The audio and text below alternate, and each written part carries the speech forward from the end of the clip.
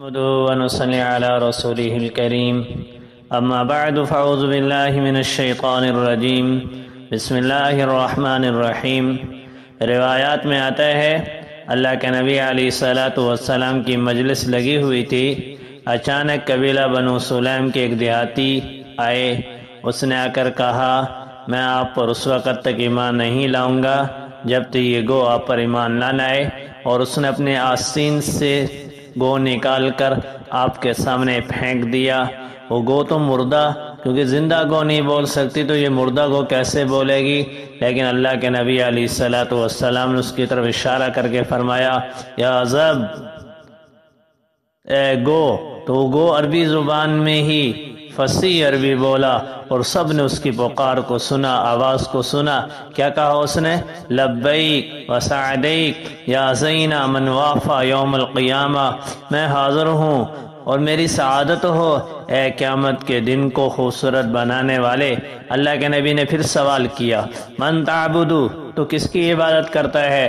اس گو نے جواب دیا سبحان الذی فی السماء عرشہ، اس ذات کی جس کا عرش آسمانوں میں ہے، وفی الارض سلطانہ، جس کی سلطنت زمین میں ہے، وفی البحر سبیلہ، اور سمندر میں جس کا راستہ ہے، وفی الجنت رحمتہ، جس کی رحمت جنت میں ہے، وفی النار عقابہ، اور جس کا عذاب جہنم میں ہے۔ پھر آپ نے اس سے پوچھا من انا یا زب، میں کون ہوں؟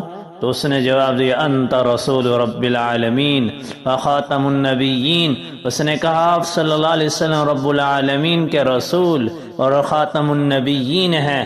آگے اس نے کیا کہا؟